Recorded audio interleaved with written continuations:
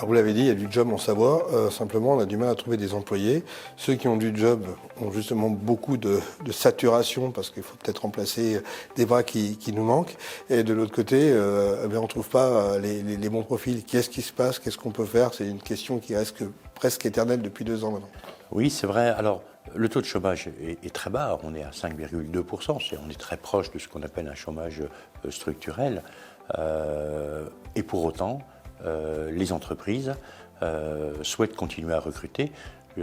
En 2022, l'emploi salarié a progressé de 2,4%, par exemple. Donc, ça montre qu'il y a quand même un mouvement qui est là, mais les entreprises continuent à éprouver des difficultés. Donc, si on ne trouve pas localement, il faut pouvoir aller chercher aussi, peut-être dans les départements frontaliers, alors plutôt, je dirais, Rhône, Isère, etc. Parce que finalement, quand on regarde la démographie de la Savoie, on se rend compte que, je dirais, les classes d'âge les plus actives ne sont pas celles qui sont les plus représentées, les plus surreprésentées, en tout cas comme elles le sont dans une structure habituelle de pyramide des âges. Et on a donc une difficulté. Et donc cette difficulté, les moyens de la résoudre, c'est d'attirer en Savoie de nouvelles personnes en mesure de pouvoir prendre les emplois. J'observe d'ailleurs que sur le chantier du Lyon-Turin, malgré un certain nombre peut-être d'inquiétudes en début, aujourd'hui, les emplois salariés sont là, les personnes sont là. Je ne dis pas qu'il n'y a pas de difficulté de recrutement, mais au moins l'ensemble des salariés utiles sont à pied d'œuvre et travaillent actuellement sur les différents chantiers. Dans le sujet de l'emploi, il y a un sujet, c'est la compétence.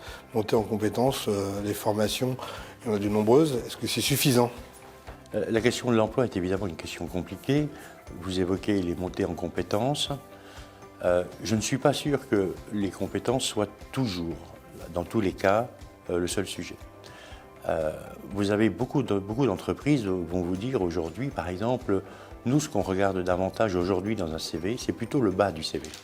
C'est-à-dire, ce n'est pas finalement les compétences ou le parcours, c'est, par exemple, je prends l'exemple parmi d'autres, l'engagement associatif, bref, des façons d'être. L'état d'esprit. L'état d'esprit.